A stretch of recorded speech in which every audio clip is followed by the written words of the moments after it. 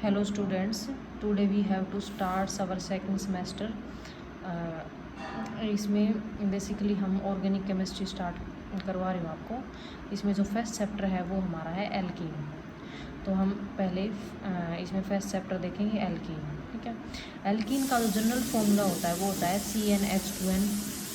ठीक है, और एल्कीन ईन है, इसका मीनिंग क्या है, कार्बन और कार्बन के बीच में क्या है, डबल बॉन्ड है।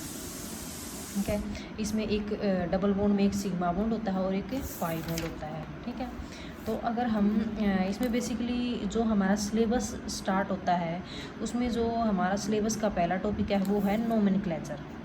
नोमेनक्लेचर है, उसके बाद जनरल मेथड ऑफ प्रिपरेशन है। तो पहले हम नोमेनक्लेचर देख लेते हैं। तो नोमेनक्लेचर में जो हमारा फर्स्ट है वो है the common system. Common system में बेसिकली हम क्या करते हैं, जैसे हम ये एग्जांपल ले यहाँ पे, कॉमन सिस्टम में जैसे हमारा ये मीथेन होता है। ठीक है, तो मीथेन को हम बेसिकली क्या है, एन हटा के हम यहाँ पे क्या लगा देते हैं, YLENE। तो मीथेन का क्या हो जाएगा, मिथाइलिन हो जाएगा। CH2 डबल बॉन्ड CH2 है, ये क्या होगा, इथेन होगा। ठीक है, तो एन हटा के हम YLENE लगा देंगे तो ये क्या हो जाएगा, इथाइलिन हो जाएगा। प्रोपेन का क्या हो जाएगा, प्रोपाइलिन।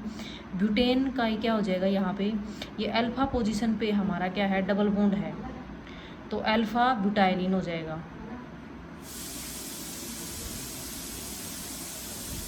फिर ये हमारा क्या है, ये तो क्या था, 1 ब्यूटीन था, सॉरी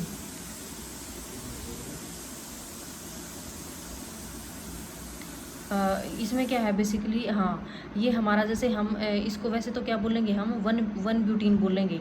1 ब्यूटीन है तो इसको क्या हो जाएगा, ये अल्फा ब्यूटाइलिन हो जाएगा। इसमें थोड़ी सी क्या कर रखी है, ये हम कोरस्पोंडिंग एल्केन की बात कर रहे हैं, क्योंकि ये वैसे तो हमारा क्या होगा, ये 1 ब्यूटीन होगा, लेकिन इसमें क्या लिखा हुआ है, हमें एल्केन देखना है। एल्केन इसके अंदर क्या है, जैसे इसके अंदर ये हमारा क्या था, 1 प्रोपीन था, लेकिन हम इसमें क्या देखेंगे, एल्केन देखेंगे। जो एल्केन जो यूनिट है तो इसमें इसकी प्रोपेन हो जाएगी, हम डबल बॉन्ड को इग्नोर करके, तो ये क्या हो जाएगा, प्रोपाइलिन हो जाएगा। ठीक है, अब ये क्या है, वैसे तो वन ये हमारा क्या है, ब्यूटीन है, लेकिन हम इसमें क्या देखेंगे, जो हमारी एल्केन यूनिट है वो क्या हो जाएगी, इसमें ब्यूटेन हो जाएगी।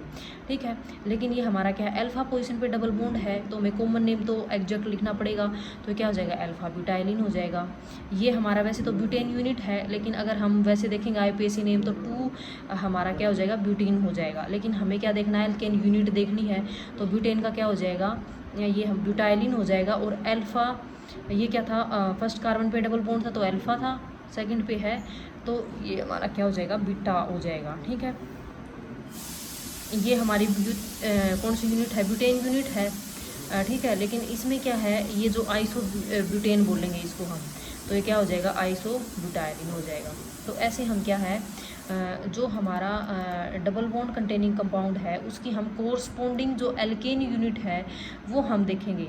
ठीक है, तो जो भी एल्केन यूनिट है उसमें एन हटा के हमें क्या लगाना है, लास्ट में YLENE लगाना है, तो वो हमारा क्या हो जाएगा, एल्कीन का कॉमन नेम हो जाएगा। ठीक है, अब जो हमारा इंपॉर्टेंट जो सिस्टम है वो है IUPAC नोमेनक्लेचर सिस्टम है। ठीक है, IUPAC में क्या होता है, बेसिकली पहले हम क्या करेंगे, लॉन्गेस्ट चेन सेलेक्ट करेंगे। जैसे हमने इसमें ये हमारा है, ये हमारा कोई भी कंपाउंड है, इसका हमें नोमेनक्लेचर करना है, IUPAC नोमेनक्लेचर करना है। ठीक है, तो इसमें क्या है, हमें पहले लॉन्गेस्ट चेन सेलेक्ट करनी है, मतलब पेरेंट चेन सेलेक्ट करनी है। तो इसमें 4 कार्बन के पेरेंट चेन है। ठीक है, अब हमें क्या करना है, नंबरिंग करना है। नंबरिंग में हमें क्या देखना है कि जो हमारा डबल बॉन्ड है उसको क्या है, लोएस्ट नंबरिंग मिलनी चाहिए। तो यहाँ से हम नंबरिंग स्टार्ट करेंगे 1 2 3 4। ठीक है, यहाँ से करेंगे तो इसको हमें डबल बॉन्ड को 3rd नंबर मिलेगा, यहाँ से करेंगे तो 1st मिलेगा। तो इसलिए हम यहाँ से राइट साइड से हम क्या है, नंबरिंग करेंगे। तो इसमें क्या हो जाएगा, फर्स्ट पोजीशन पे डबल बॉन्ड है तो 1, और ब्यूटीन 1 ब्यूटीन मतलब 4 कार्बन है, तो ब्यूट हो जाएगा। इन डबल बॉन्ड के लिए हमारा क्या है, हम इसमें इन करेंगे। ठीक है, तो डबल बॉन्ड के लिए इन होता है, सिंगल बॉन्ड के लिए एन होता है, और ट्रिपल बॉन्ड के लिए होता है YNE आइन। ठीक है, अब जैसे हमारा ये सिस्टम है तो इसमें क्या है, हम लॉन्गेस्ट चेन सेलेक्ट करें तो फर्स्ट 1 2 3 4 5, ये भी 5 कार्बन की लॉन्गेस्ट चेन है हमारी। ठीक है, ये भी 5 कार्बन की लॉन्गेस्ट चेन है, और इसमें भी एक सब्स्टिट्यूएंट आएगा। और इसमें भी हमारा एक सब्स्टिट्यूएंट, तो कोई भी हम लॉन्गेस्ट चेन सेलेक्ट कर सकते हैं। हमने ये क्या कर ली, जो स्ट्रेट चेन है ये 5 कार्बन की हमने सेलेक्ट कर ली, ठीक है।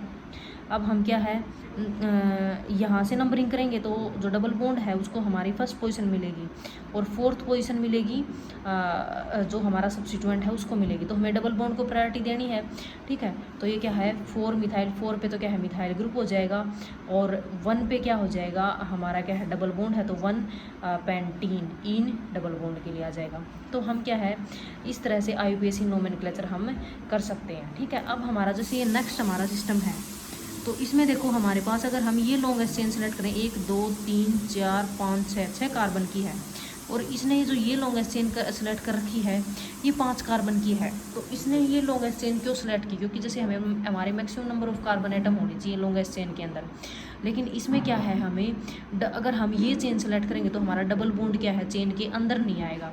तो हमें डबल बॉन्ड ट्रिपल बॉन्ड जो भी है वो हमारा क्या है चेन के अंदर आना चाहिए। तो इसलिए हमने ये चेन सेलेक्ट कर ली 5 कार्बन की, ठीक है। तो यहाँ से हम नंबरिंग करेंगे, सेकंड पे हमारा इथाइल ग्रुप हो जाएगा, तो बेसिकली क्या हो जाएगा 2 इथाइल और 1 पे क्या है डबल बॉन्ड है 1 पेंटीन हो जाएगा, ठीक है। अगर हम ये करते तो बेसिकली 6 कार्बन की होती, लेकिन इसमें डबल बॉन्ड नहीं आता, तो हमें डबल बॉन्ड को भी क्या है अंदर लेना है, ठीक है।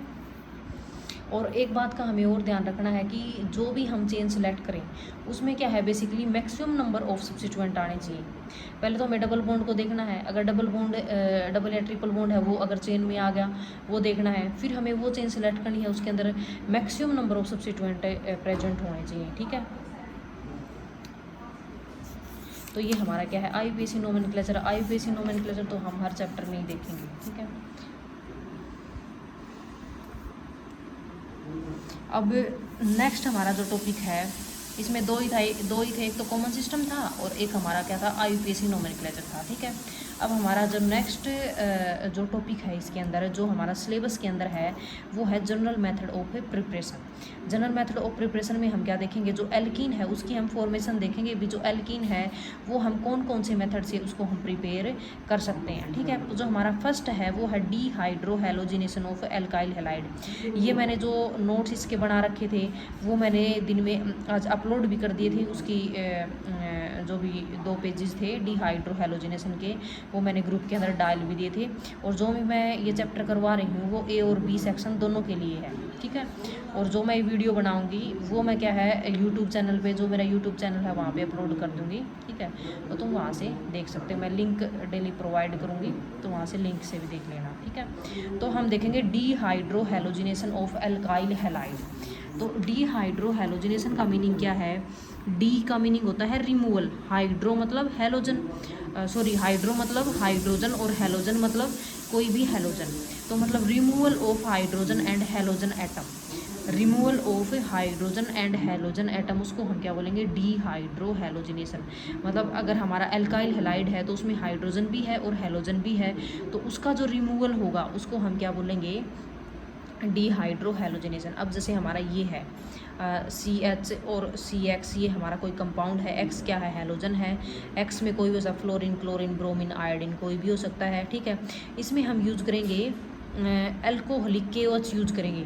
जो हम KOH यहाँ पे यूज करेंगे वो कौन सा यूज करेंगे, इसका KOH का जो सॉल्यूशन बनाएंगे वो अल्कोहल में सॉल्यूशन बनाएंगे, वाटर के अंदर नहीं, ठीक है। तो अल्कोहलिक KOH करेंगे यूज करेंगे हम यहाँ पे। तो इसमें क्या है ये HX यहाँ से रिमूव हो जाएगा और यहाँ पे कार्बन और कार्बन के बीच में क्या है डबल बॉन्ड की फॉर्मेशन हो जाएगी, बाई प्रोडक्ट हमारे वाटर और जो भी KX है वो निकल जाएंगी, ठीक है। अब हम इसका देखेंगे मैकेनिज्म इसके अंदर बहुत इंपॉर्टेंट है। मैकेनिज्म इसमें ध्यान से देखना, जो हमारा ये क्या था, इस कार्बन पे हमारा क्या है हाइड्रोजन है, इसके एडजेसेंट कार्बन पे क्या है X है। तो इसमें तुम्हें एक और ध्यान रखना, ठीक है, इसमें एडजेसेंट कार्बन से फर्स्ट कार्बन से अगर हाइड्रोजन रिमूव हुआ है तो यहाँ पे अगर X प्रेजेंट भी है तो वो यहाँ से रिमूव नहीं होगा, एडजेसेंट कार्बन से रिमूव होगा। एक से हाइड्रोजन रिमूव होगा और दूसरे कार्बन से क्या है X रिमूव होगा। तो इसमें देखो हम कोई बेस यूज़ करेंगे, बेस जैसे हमने यहाँ पे जैसे OH नेगेटिव यूज़ कर लिया, ठीक है, या और कोई बेस हम यहाँ पे यूज़ कर सकते हैं। B नेगेटिव यहाँ पे क्या है बेस है, तो B नेगेटिव है तो ये क्या करेगा यहाँ से हाइड्रोजन को एज ए H पॉजिटिव यहाँ से बाहर निकाल लेगा। इस हाइड्रोजन को, ये जो हाइड्रोजन है ये अपने इलेक्ट्रॉन यहीं पे छोड़ के गया है। जो कार्बन और हाइड्रोजन के बीच में जो बॉन्ड बना हुआ है उसमें एक हाइड्रोजन का इलेक्ट्रॉन है और एक कार्बन का इलेक्ट्रॉन है, ये जो बॉन्ड बना हुआ है, ठीक है। तो इसमें जो बेस क्या करेगा, ये हाइड्रोजन अपने इलेक्ट्रॉन को यहीं पे छोड़ के गया है, एज ए एच पॉजिटिव बाहर निकलेगा, ठीक है।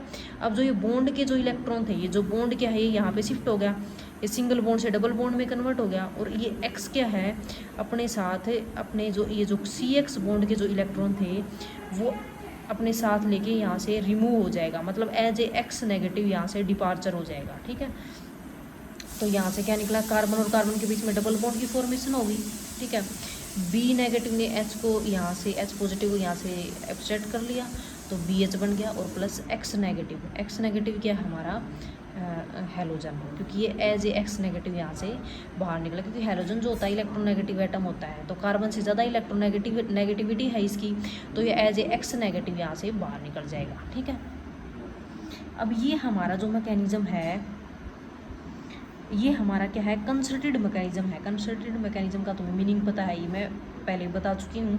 कंसर्टेड का मीनिंग क्या है, ये जो हमारा मैकेनिज्म है वो सिंगल स्टेप के अंदर कंप्लीट हो रहा है। ये क्या है, सिंगल स्टेप के अंदर कंप्लीट हो रहा है, कोई एक से ज़्यादा स्टेप इसके अंदर नहीं है, ठीक है। तो एक ही स्टेप के अंदर बॉन्ड ब्रेक भी हो रहा है, जैसे ये बॉन्ड यहाँ से ब्रेक भी हो रहा है, नए बॉन्ड की फॉर्मेशन भी हो रही है, ठीक है। और कोई भी जो स्पीसीज़ है वो बाहर निकल भी रही है, ठीक है।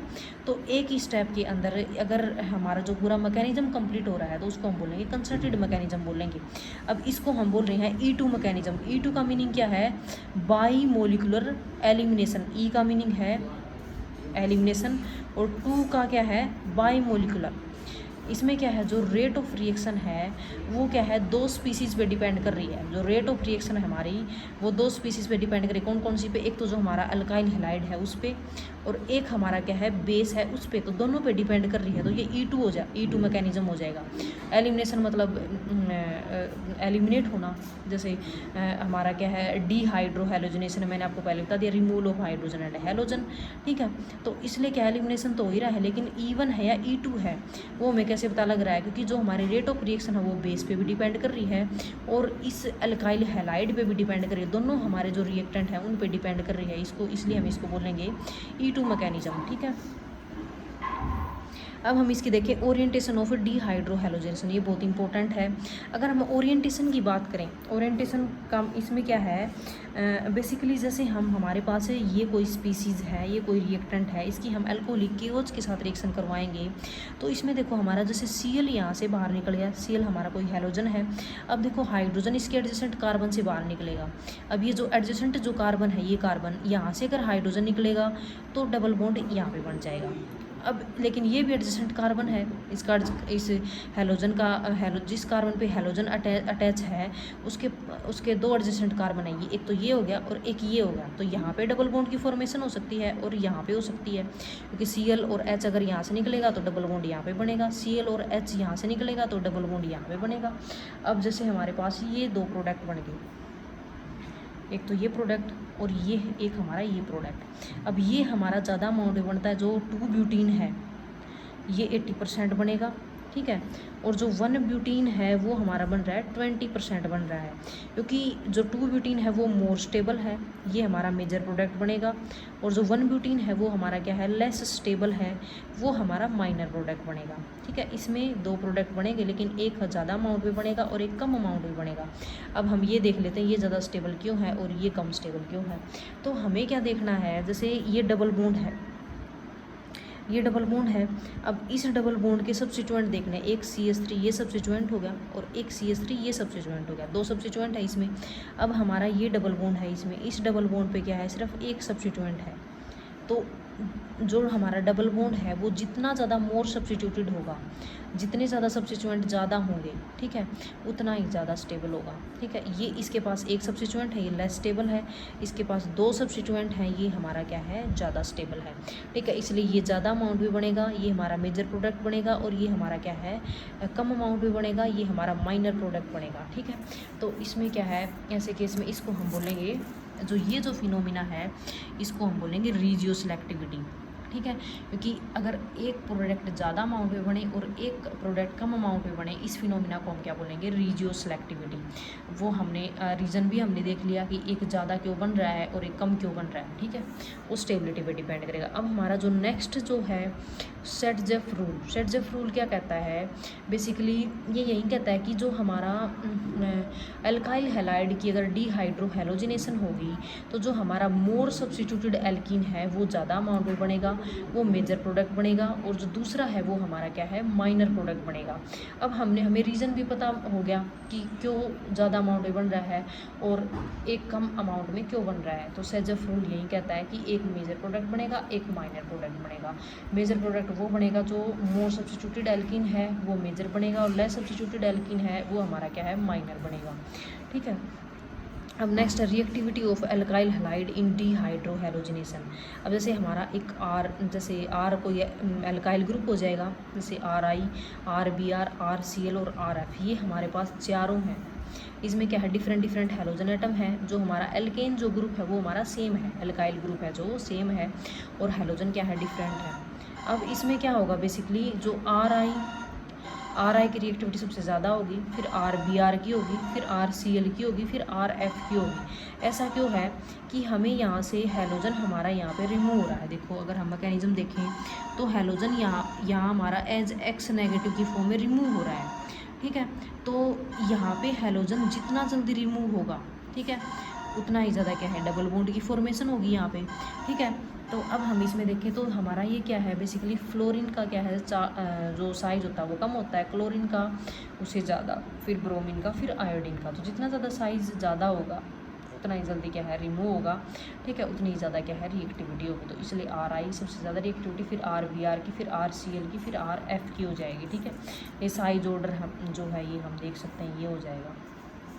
अब अगर हम देखें हमारे पास टर्सरी एल्काइल हैलाइड है, जैसे मतलब हैलोजन तो सेम है, ठीक है, लेकिन हमारे पास जो अल्काइल जो चेन है वो डिफरेंट है। जैसे टर्सरी होगी, फिर सेकेंडरी होगा, फिर प्राइमरी होगा, ठीक है। अगर हम इन तीनों की रिएक्टिविटी देखें तो टर्सरी की सबसे ज़्यादा होगी, टर्सरी अल्काइल हैलाइड की, फिर सेकेंडरी की होगी, फिर प्राइमरी की होगी। अब ऐसा क्यों है, अब देखो टर्सरी अल्काइल हैलाइड की अगर हम बात करें तो टर्सरी अल्काइल हैलाइड में जो कार्बन है वो हमारा 3 अल्काइल ग्रुप से क्या है, अटैच होगा, मतलब 3 कार्बन होंगे उसमें, 3 कार्बन के साथ 3 कार्बन है मतलब 3 मिथाइल ग्रुप होंगे। जैसे अगर हम देखें तो ऐसे रहेगा, ये हमारा जैसे ये CH3, ये हमारा क्या है, टर्सरी है, और इस कार्बन पे हमारा क्या रहेगा, कोई भी हैलोजन है, ठीक है। तो टर्सरी में इसमें क्या है, बेसिकली ये 3 इसमें क्या है, मोर नंबर ऑफ हाइड्रोजन एटम रहेंगे। जितने ज़्यादा नंबर ऑफ बीटा हाइड्रोजन जितने ज़्यादा होंगे उतना ही ज़्यादा जो हमारा बेस है उसके पास प्रोबेबिलिटी ज़्यादा रहेगी। जितने नंबर ऑफ हाइड्रोजन ज़्यादा रहेंगे उसके पास प्रोबेबिलिटी ऑफ अटैक ज़्यादा रहेगी हाइड्रोजन को अपसेट करने में। वो कोई भी हाइड्रोजन को पिकअप कर सकता है। अगर जैसे मान लो 3 हाइड्रोजन है, वो तीनों को पिकअप करेगा, लेकिन अगर उसके पास हमारे पास 9 हाइड्रोजन है तो वो क्या है, 9 में से किसी को पिक कर लेगा और जल्दी से रिएक्शन कंप्लीट हो जाएगी। इसलिए टर्सरी सबसे ज़्यादा रिएक्टिव होगा, फिर सेकेंडरी, फिर प्राइमरी हो जाएगा, ठीक है। तो ये हमारा क्या था, basically dehydro halogenation reaction of alkyl halide. तो इसमें मैकेनिज्म और जो रिएक्टिविटी जो है वो क्या है, आपको अच्छे से करनी है इसके अंदर। और रिएक्टिविटी में आप ये भी देखोगे कि भी जो आयोडाइड, अगर ब्रोमाइड, क्लोराइड, फ्लोराइड, अगर हम ये अलग अलग हैलोजन लेते हैं तो रिएक्टिविटी ऑर्डर क्या होगा। अगर हम एल्काइल ग्रुप डिफरेंट लेते हैं, जैसे टर्सरी ले लिया हमने, सेकेंडरी ले लिया, प्राइमरी ले लिया, तो रिएक्टिविटी ऑर्डर क्या होगा, रीजियो सेलेक्टिविटी क्या होती है, सेटजेफ रूल क्या होता है, ठीक है, ओरिएंटेशन ऑफ डीहाइड्रो हैलोजिनेशन क्या है, मैकेनिज्म क्या है, ठीक है, कौन से रिएजेंट हम इसमें यूज करेंगे, जैसे हम अल्कोहलिक केओज इसके अंदर यूज कर रहे हैं, ठीक है। तो तुम्हें इसमें क्या है, बेसिकली पूरा कंप्लीट अच्छे से करना है।